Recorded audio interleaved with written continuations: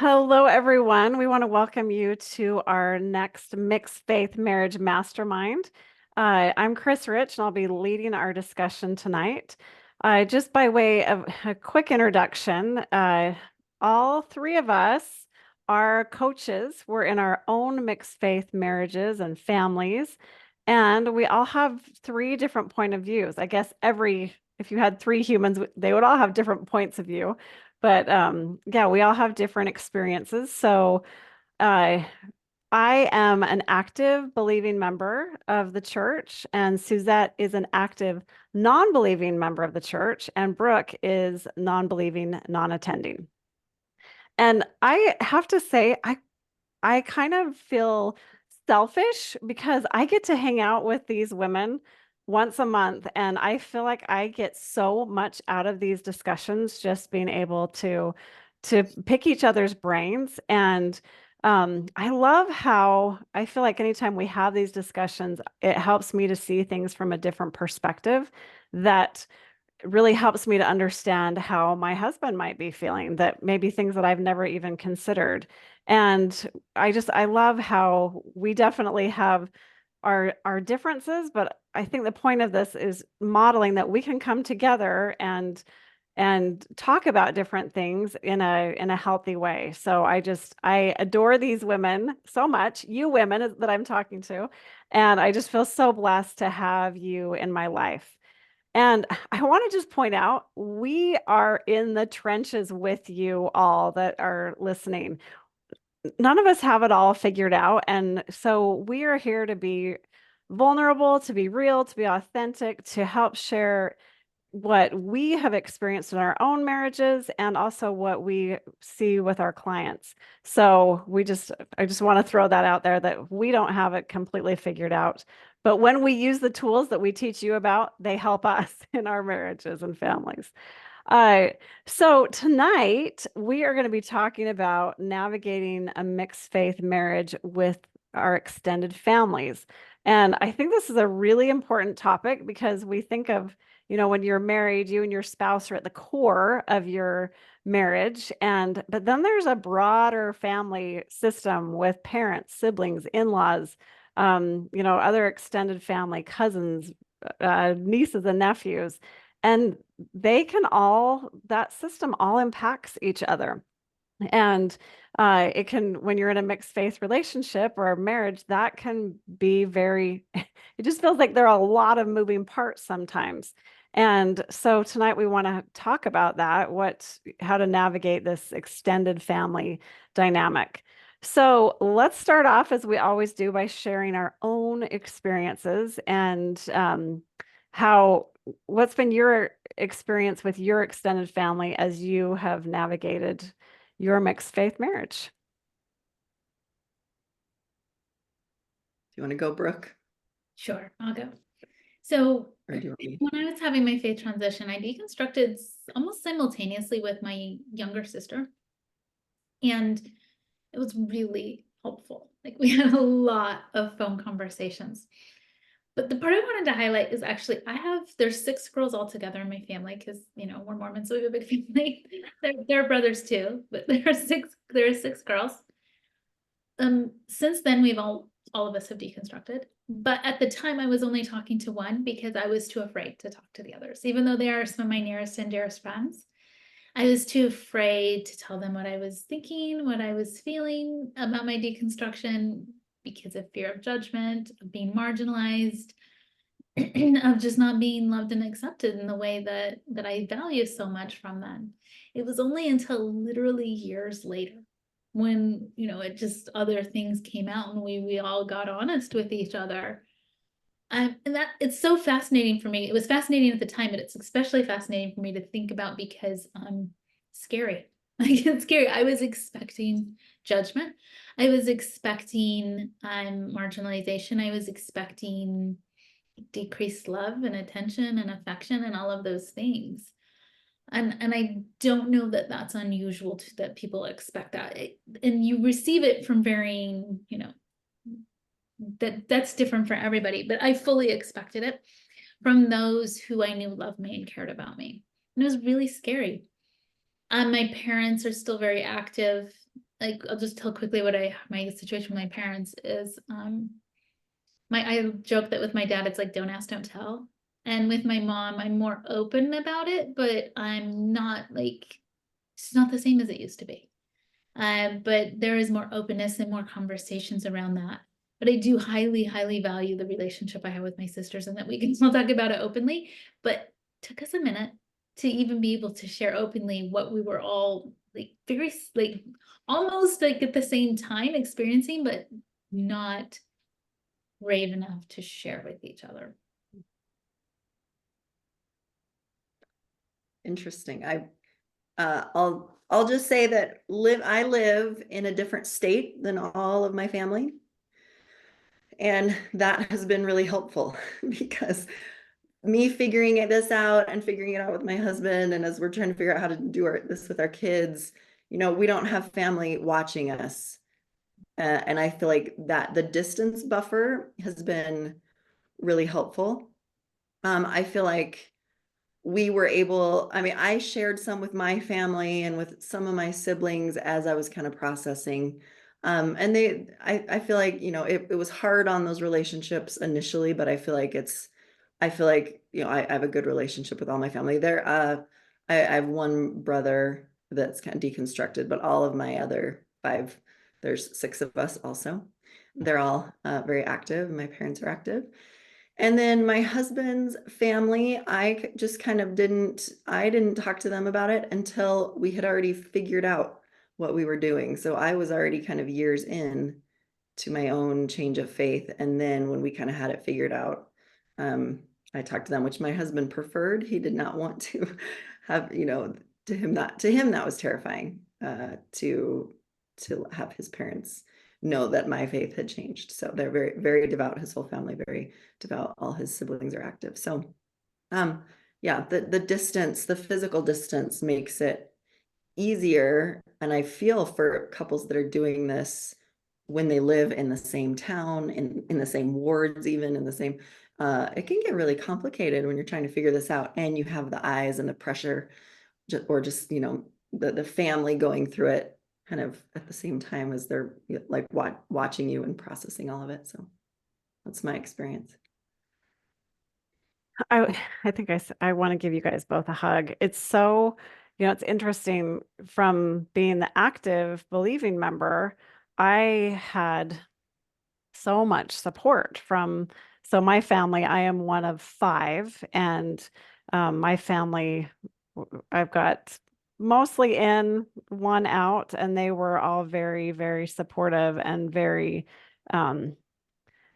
I was really struggling. This was very traumatic for me, and I was grieving and mourning, and my family was wonderful to be there to support. My husband's family, he's one of 8, and most of them have deconstructed their faith. And my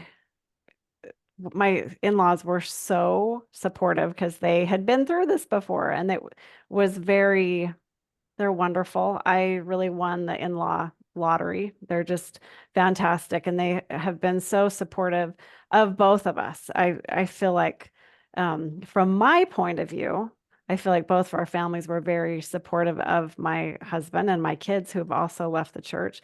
And I think they may have a different story just because it's a different, it's fascinating to hear your experiences, and they probably had very similar experiences to what you shared, where, being the active believing member, I had so much support and people were, there to rally around me and to, so that, I think that's interesting just to note that, because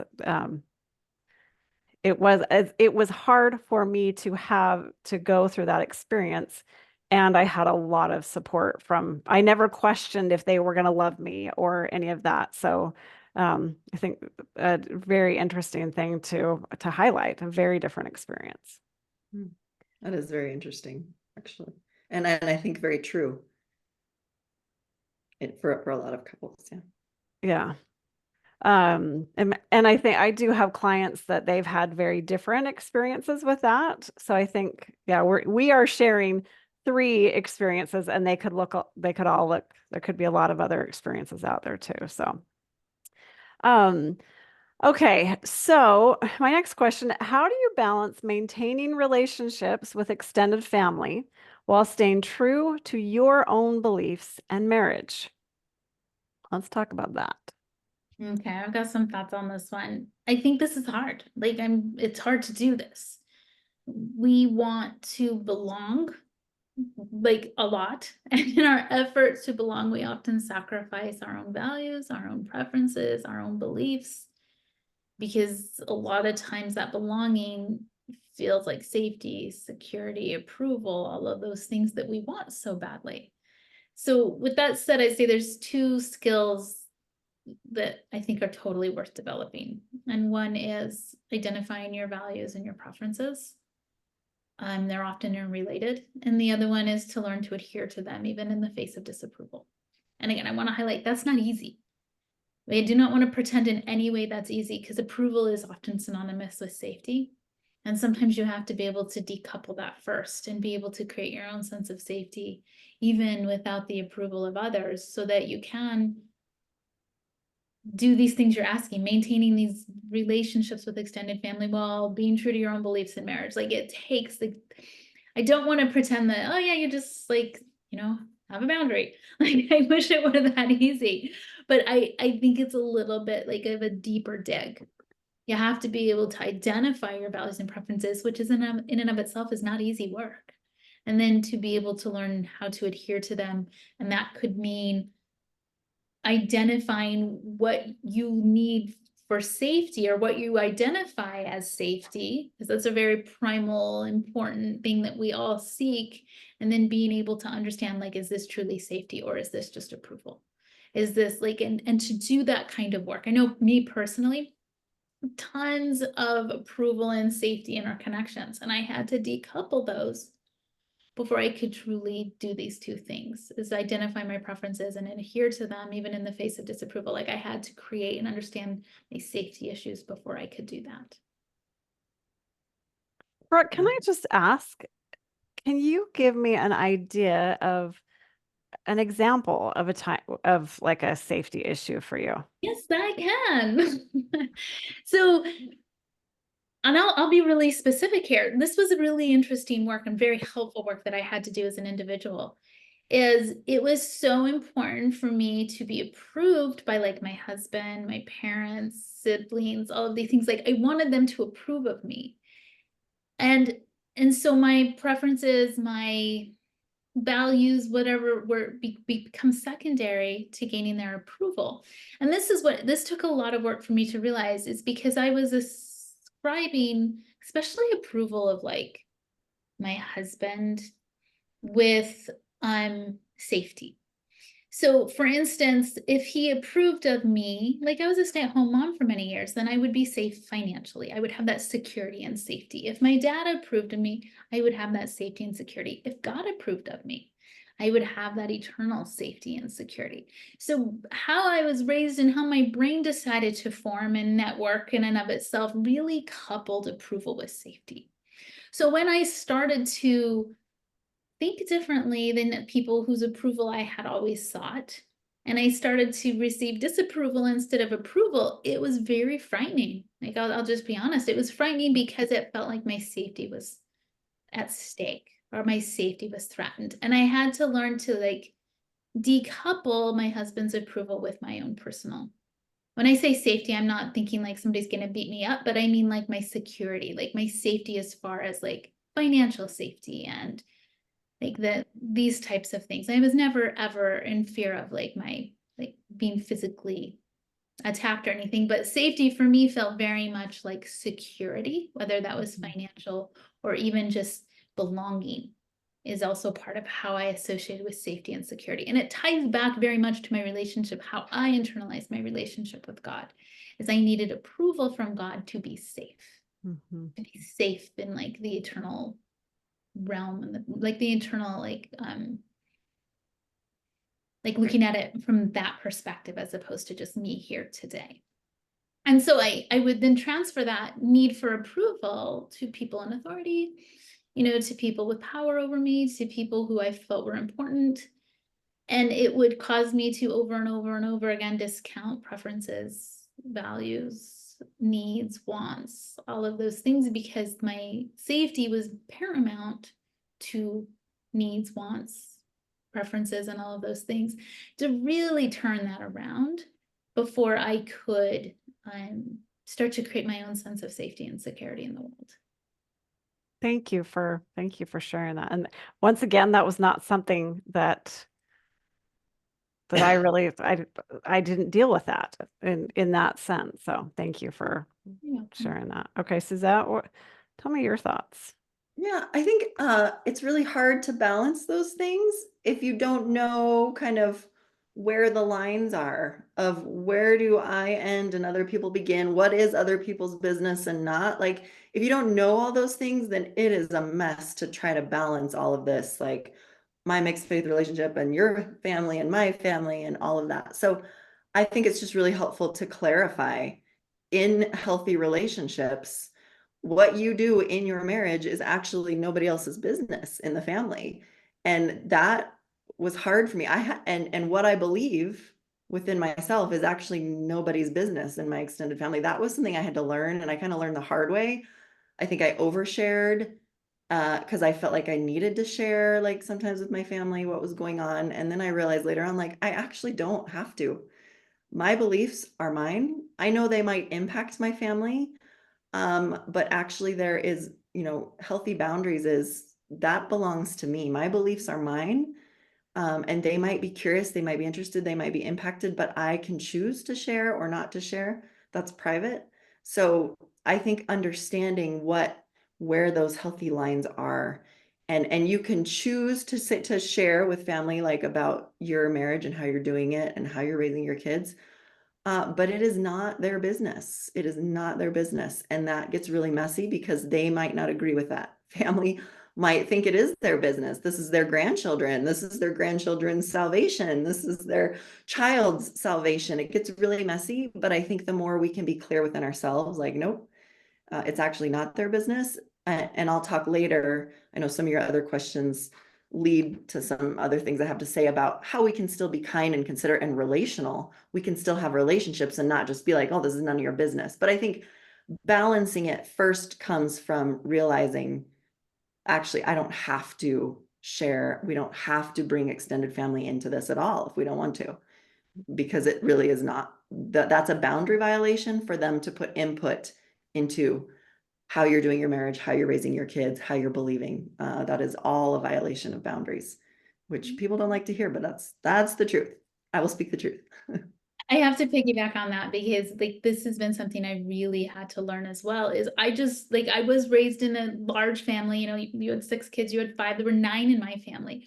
We weren't taught boundaries. There were no boundaries. Like we weren't like the culture I was raised in anyway, the way my family was structured was not one where we had boundaries. Like you would go and you would tell the bishop everything, you would tell your parents everything. You didn't have personal privacy. It was certainly not. And so as I grew up, I didn't ever consider like this is mine and this is private to me. Like it was everybody's business. And so it was something I really had to learn is this is my business and I don't have to share my inner everything with those people around me, even if they're my parents, even if they're my bishop, even if they're my husband. Like it is not like my mother-in-law, my sisters, my whoever, like they can earn that. And I can share that if that's something I want to. But for years, I was just like Suzette, and I would just tell everybody everything because I was not raised with a sense of boundaries. I was raised with it's just I'm free for all, and everybody has access to whether it's my efforts, my time, my energy, but also my inner thoughts and opinions and experiences. And I think on the other side, sometimes I didn't really experience this with my family, but with like ward members or friends, um, I people would come and be like, "Okay, what's going on?"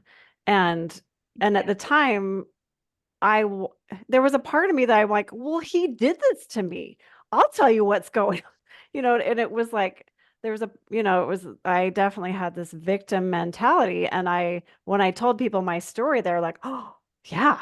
And now I wish, looking back, I I think sometimes we feel like we need to run interference and like people will ask stuff and it's like, oh my word, how do I handle this? Do I tell them? Do I not tell them?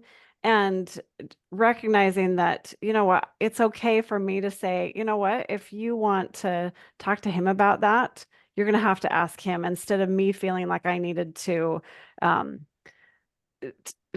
well, sometimes it feels like I said, running interference. And there was a term that I was on Instagram today and this popped up, emotional triangulation. And I thought this was interesting. So this is when three people are involved in an issue when only two people need to be involved in the issue. So that involves using it involves using another person to deliver a message to someone else or to put pressure on another person to do something or to gain sympathy for a situation by using another person. And I thought that was interesting because I think a lot of times that happens where we we create this triangle where it's okay to say, you know what, you're going to have to talk to them about that. That I can speak for me, but I can't speak for them. So I think that is a helpful concept. Uh, okay, what are some ways to handle unsolicited advice or pressure from family about your mixed faith marriage? So I'll just share like a little hack. So what I like to do is I like to offer validation without any promises. So it might sound like this, like, thanks for your advice. Thanks for sharing. Like, I can see you feel strongly about this. I can see this is important to you. You know, I've seen you thought a lot about this. Like, that's it. That's the trick, is to just like, I like to maybe be a little curious, but I'm not solution oriented about me. I may be just more curious about them and what they're experiencing. But I just like to just offer the validation, but without being like, oh, I'm definitely going to change now, or you're absolutely right and I'm wrong. I just validate and smile. I love that, Brooke. You don't have to fight back. You don't have to. It's kind of like when somebody gives you a gift you don't want. You're like, thank you. Thank you for thinking of me. And I'm going to give this to the thrift store. Regift it. Yes, right.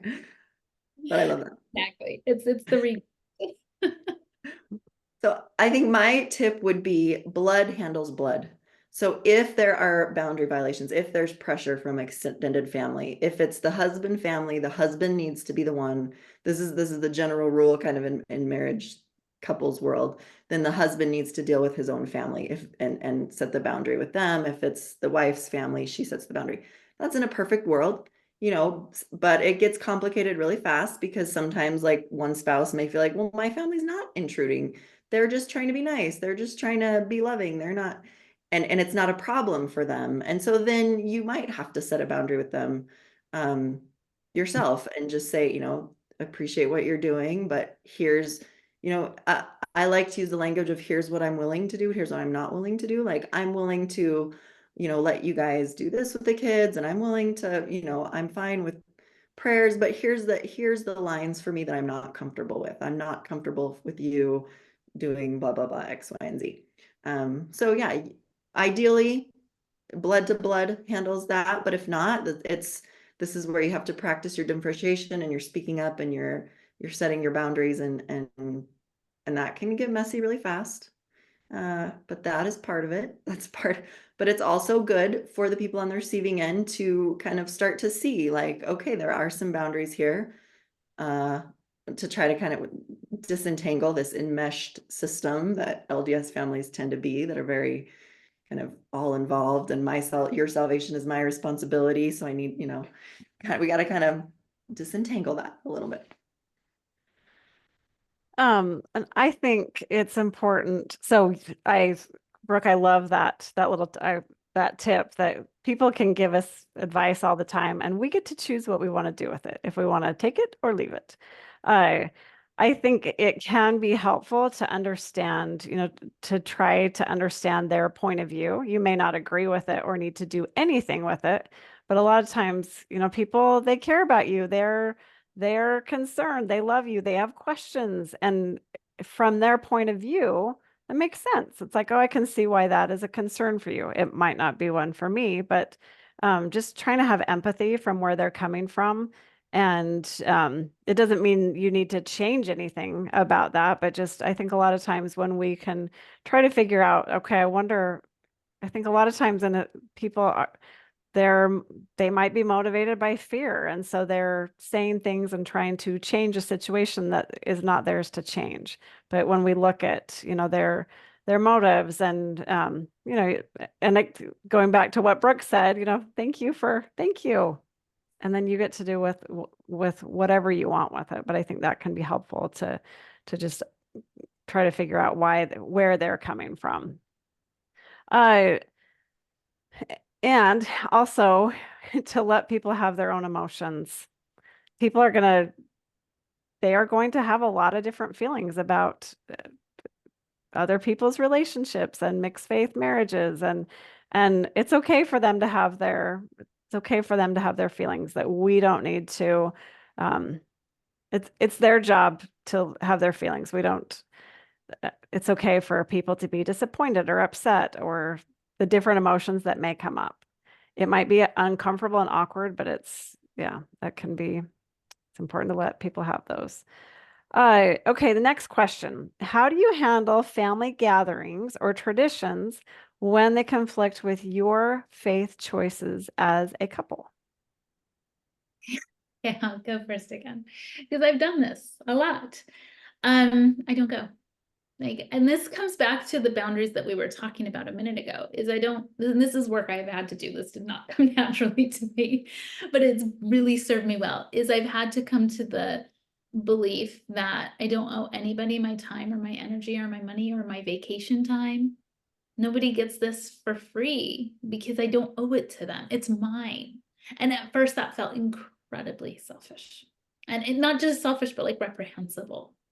And so I would just give all of that stuff, even though it left me resentful, upset, dissatisfied, like not feeling love and kindness for these people. And I had to really learn to put a boundary around my own energy, time. I have I'm got a lot going on. I don't just have endless time and money and resources and time off. And I had to just decide not, like, my own boundaries around that. And I didn't go to many things. And it was really good for me. Like, it felt radical because it was, especially for how I was raised. But it was really good for me to take care of me in that way. I love that. And I'll talk about kind of the opposite end of, if you do choose to go, I think you can be relational. You can be relational in these kind of instances, but it's not coming from a place of enmeshment and people pleasing. So Dr. Kenneth Adams, he's an expert on family enmeshment, and he says it's enmeshment if it's coming out of obligation and guilt. If I feel guilty that I'm not going, it's probably an enmeshed system. If I feel obligated to attend this tradition or thing, then it's probably an enmeshed system. But if I'm going because I value relationships with these family members, and I want to be in connection with them, and this is important to me, that that's something I find myself doing. Like, I want my kids to have relationships with their cousins. I want these things. It's not coming out of guilt and obligation. It's coming from my values. And so, but yeah, but I can also take care of myself if I am going and doing it for my own reasons. I can still leave, or I haven't personally been in any situations that were so against my values and anything that I had to leave. But again, I live in a different state where we don't get together with family all that often, and when we do, it's just family time. So but so I think there's I think about, just one example is like wearing garments. For a while I did that so that I wouldn't disrupt things, so that it was obvious that I was kind of wearing my garment still. But then in time I stopped, and I didn't, I could have, out of people pleasing, been like, well, I'm going to wear clothes that make it look like I'm wearing garments to this family event. To make everybody happy. But again, that's obligation and guilt. But I chose to be to be true to myself. Like, I don't wear garments, but I could still be relational and be like, I want to show consideration and respect. So I'm not going to show up in a tank top or anything because they might feel awkward. And I don't want to make people feel awkward just because it's their space and I want to be considerate. So I feel like that's being relational, but not people pleasing. You know, still wear shorts and things like that, but you can be considerate, you can be relational and still be true to yourself. So it's all a balance. Just adding on to that, I think the staying in integrity with yourself, like for me, there were, if there was a baby blessing or a baptism or, those different traditions, those milestones, that was something I really wanted to be a part of. I wanted to be there to support. And my husband had no interest. And so it took me time to be like, you know what, this is something that I want to do. I have a social need, I have spiritual needs. And I had to learn to go and do it on my own. And it definitely that was hard for me in the beginning, but then it was just like, you know what? This is a need that I have. I want to be here. And so I'm going to go. And it took a while to realize like this is okay. This is okay for me to do it on my own. And then we would get back together and do things together. And in the beginning, it was hard because I wanted to be like, well, you should be here. And I'm sure I took him on a lot of guilt trips. And but just and then finally being in that space, like, no, you do. I don't want you here if you are uncomfortable and it's not in line with what you want to do. So it took time. And that's worked for us. So it's kind of like, I'm going to this thing. You're invited if you want to come. Awesome. If not, I'm still going. And, to be able to do that. I think it's also important. I was talking to a client where they uh, were not invited to an event because people assumed, oh, your husband is out of the church, so you probably won't want to be there. And this was very hurtful for her because she was like, no, we do want to be there. So I think it's important that we don't assume that people want to be there or not, but we can make the invitation and then let people decide. But we shouldn't assume that we know if people are going to want to show up or not, if that makes sense. Okay. How can couples maintain their own emotional well-being when dealing with tension or conflict with extended family due to faith differences? And with this, we've mentioned a little bit about boundaries, but if we want to bring that up again, yeah. So how do you maintain your own emotional well-being? So when I first read this question, I kind of like giggled to myself. I'm like, you probably don't.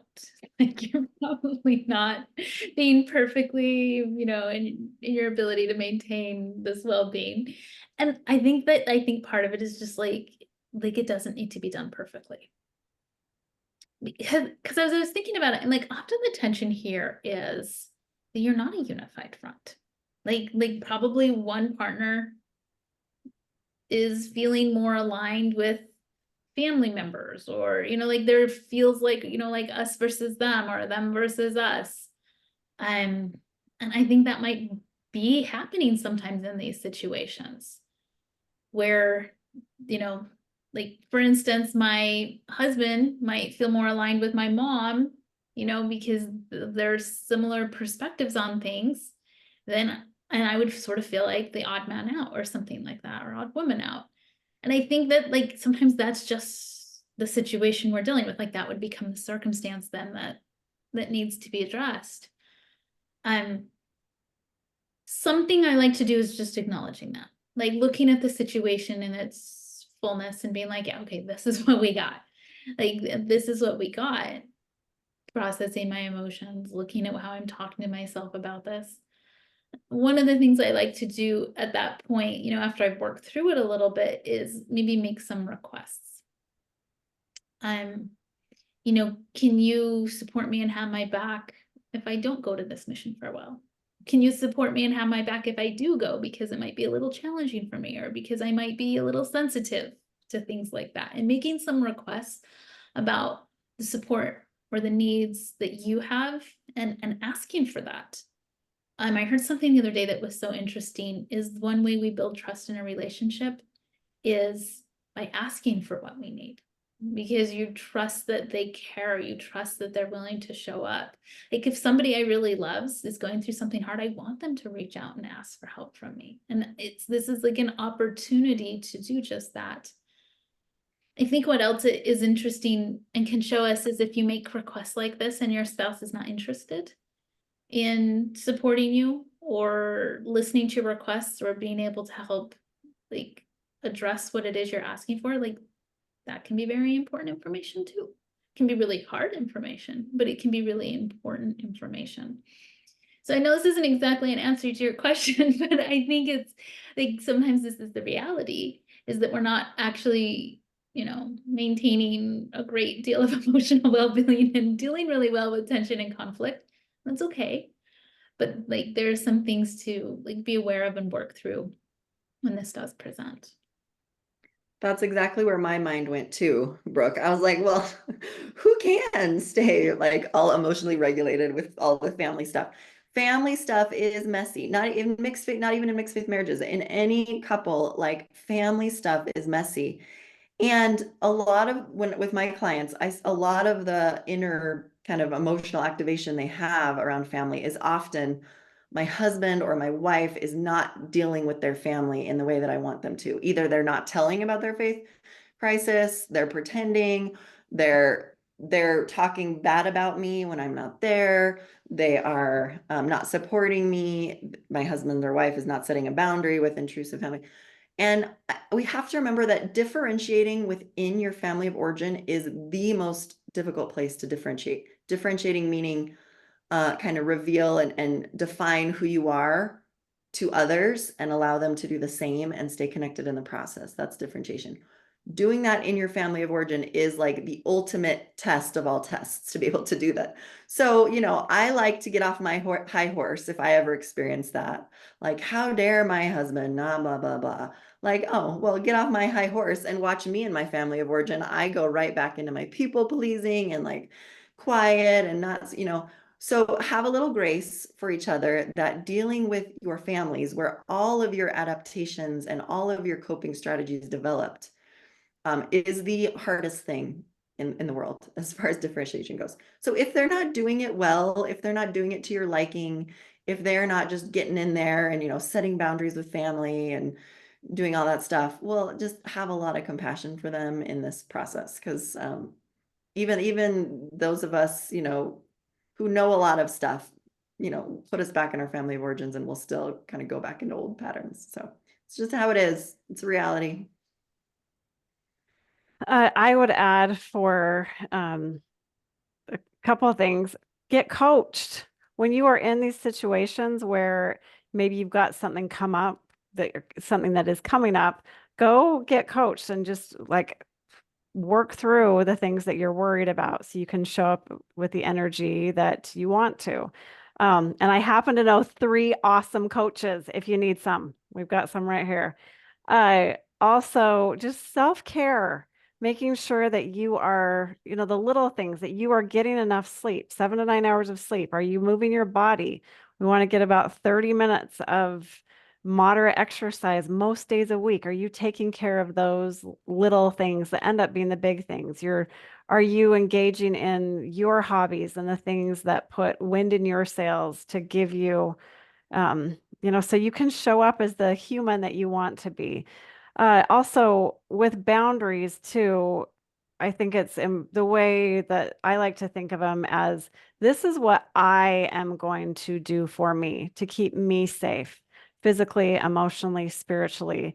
And we can ask other people, we can make requests of other people, but I like to keep my boundaries in my hands because my boundaries are to protect me. So that I like to think of it as something that it kind of a circle that I've drawn around myself to keep me safe. And this is what I will do, not what I'm expecting you to do, but this is what I will do if I'm not feeling safe. Okay, what advice would you give to someone whose extended family is struggling to accept their spouses or their own change in faith? And this is something I see a lot with my clients. Like I think this happens, unfortunately, pretty common. So this is what I want to say about that is like sometimes you feel like maybe you're already on the margins and you just get pushed even further and you know you're the family situation, or you feel like you have to defend your spouse or defend your decision to stay with your spouse. Um, this is something I offer to clients and I offer to myself that I had never really considered before, but it's okay to take breaks in your relationships with extended family. Like you can give yourself some space and time to process and work through what you're feeling, like feel what you're feeling. You don't have to engage with them at the same pace or the same rate that you have historically when you're going through something like this. Like it's okay to, this is like putting, like I like to think of it as like what you were just talking about, Chris, is a boundary around my time and my energy. And sometimes when you're going through one of these situations with a mixed faith marriage and a faith transition, more of your time and energy is being used to deal with it. And so you have less to give to extended family. And that's okay. Like it's a time and a season thing. And you just, this is something, again, I did so much work around to give myself permission to sometimes, and I'm not stepping away from the relationship. I'm not talking cancel culture, but like stepping away for just a time so I can make sure that like my base needs are being met, that I'm sleeping, that I'm eating, that like I'm taking care of me, I'm processing emotions. And that relationship, I'll come and pick it up again when I have more time and bandwidth. And this is not something I would have considered as even okay before, because you know, no boundaries was sort of my approach before. This is a way of like putting a boundary around your energy and making sure that you're prioritizing the things that need to be prioritized and really giving yourself permission to work through what you need to work through before you walk back into the complexities that really do happen in a family dynamic. And this is something I see with clients a lot. I'm like, you have full permission to just like, you don't have to call your mom back this afternoon. You don't have to text your dad back. You don't have to go to that family reunion if you're not ready. It's a lot of work to engage in the complexities of a family dynamic. And sometimes it's okay to take a little break. I completely agree with that. And my advice is similar. I like to think of it as like three concentric rings, and in the middle is you and your spouse. That's where all your energy and effort needs to go in dealing with your mixed race marriage. Can we talk about things as a couple? Before we bring in extended family, can we compromise and problem solve and talk about all this hard stuff? And once you have that down, then it goes to your immediate family. Now, now that we can talk about things and we're solid as a couple, how can we parent our kids? How can we talk to our kids about that? So then your energy is on, okay, now we're managing our immediate family. And only when those things are solid do you even bring in extended family. Now, again, that's ideal. Sometimes it doesn't work that way because they bring themselves in and they push through, or it just gets messy. But the more you can do it that way, and Dr. Kenneth Adams talks about, it's the job of the parents to swallow the loss and pain of their children living their own lives. Like that is their job. So it is, as a child, if you're dealing with parent family dynamics, you don't have to caretake their feelings around this. You can be kind and considerate of, if they're struggling with this, but that's not where your energy needs to go. The energy needs to go to, we got to figure this out as a couple. My parents can deal with that. Our parents can deal with that. They may be struggling, or our family members, our extended family members may be struggling, but that's part of their job as a parent, is to let go and process that, get their own therapist, right? My energy needs to be here. And like you said, Brooke, when you've got your resource in your marriage and in your immediate family, yeah, then you can reach out. Now I want to hear what it's been like for you. Now I want to repair. Now I want to talk. Or you don't have to. Again, it's your business. But you can't. That's when you would bring extended family in. So that's actually what I did. I wrote a letter to my in-laws only after we had figured all this stuff out with my husband, and just said, here's what we're doing. I choose not to talk about it. I care about our relationship, but this is what we're doing as a family. And so far that's worked well. for me. I have seen several clients that they've really struggled. So coming from the active believing spouse, they struggled themselves when their spouse left the church. And then when they shared with the parents or extended family, then first it was really hard for them that they were struggling. And it was like, no, we figured this out and you guys should be okay with it. And I think it's so important to remember that it takes time. It's going to take time so yes, parents need to figure things out on their own. And it's okay that they're struggling, just like you did. And to let people have their emotions and if someone spent 2 years figuring out that inner circle and they expect the other people to have it, like, oh, you shouldn't have any feelings about that. I don't think that's very realistic.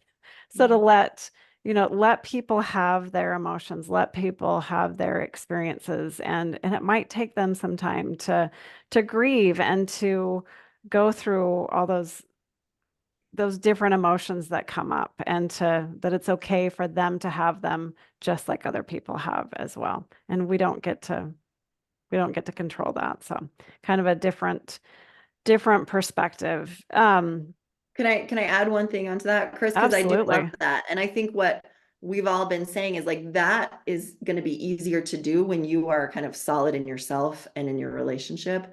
You can kind of have a lot more, you can tolerate other people having their experience around it and give them patience and grace. So I love that you brought that up. And I think it's hard to do that if you haven't, if you're kind of still in turmoil yourself and your marriage is in turmoil and you don't have no idea what you're doing in your immediate family.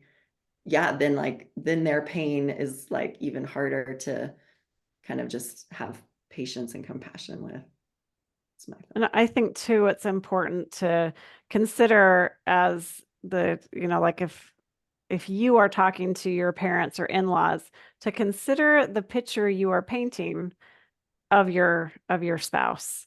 Because, if you go in and say, I can't believe he did this and blah, blah, like you list all the things, they are probably going to go, they may be on your side, and then they're not there for that part where you've made up or you've moved on or you're figuring things out. So I think it's important to be loyal to your spouse and to, definitely to have the emotions that you're feeling and to consider the picture you're painting of your person, because that definitely can affect their extended family dynamic.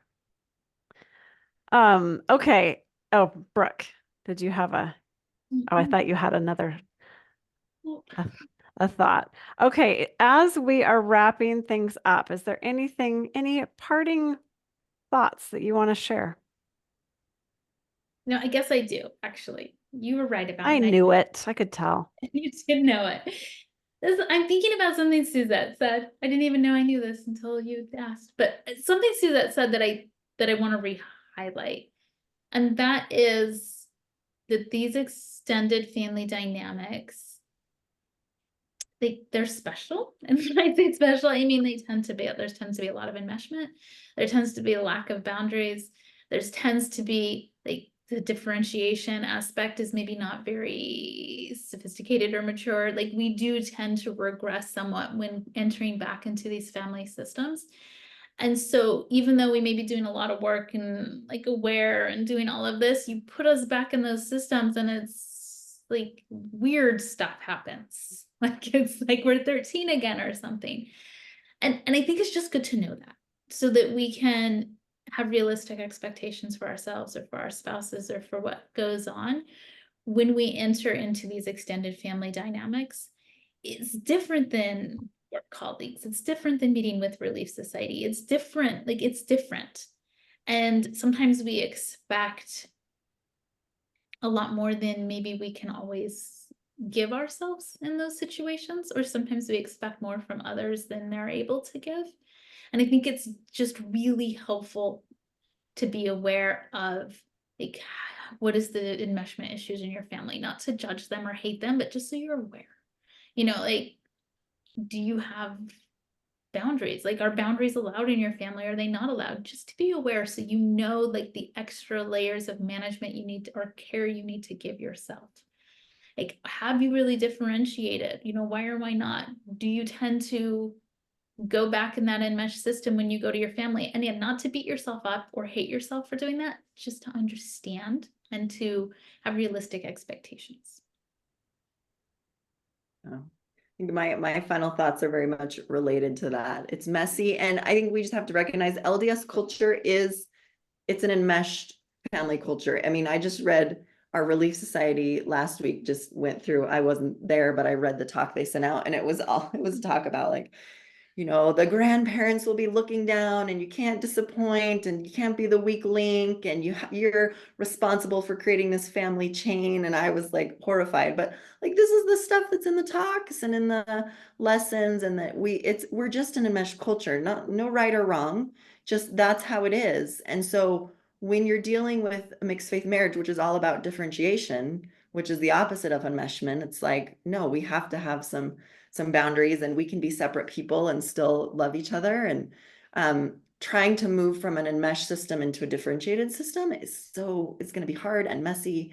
So just, yeah, on a bumpy ride, and it's not going to be welcomed by anyone because it's so unfamiliar. It feels like disconnection, right? It's because we don't have the skills in our culture that teaches enmeshment as a form of connection. We're connected because we're all on the same path, to a connection coming from, like, you can be a different person and it doesn't affect my happiness. I still love you. We can care about each other. It's hard. It's a really hard jump for all involved. And the thing that I was thinking about, so often we hear this idea of we don't want any empty chairs in heaven, going, thinking of that big, the eternal perspective. And I think for someone that maybe they've got a loved one that in this where they feel like there's going to be an empty chair, I think instead of focusing on that eternal perspective, to focus on the chairs today.